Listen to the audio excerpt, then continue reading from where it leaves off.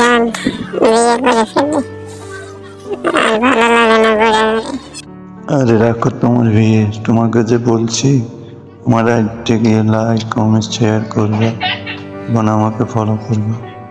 তুমি আছে বিয়ে লই, এখন ফেরা আছে ফলোয়ার বাড়ানো নেই, অবশ্যই আগে কাজ করা, ঠিক আছে? ভালোবাসা যতটুকু দিবে ততটুকু পাবে, টেনশন করো না। আগে ভালোবাসা দাও। আমার এখন ফলোয়ার লাইক কমেন্ট শেয়ার দরকার, ওটা তোমার মনে রাখতে হবে। বিয়েটি এখন না বলা পরে। না করলে তুমি এত উপরে কেন উঠছো?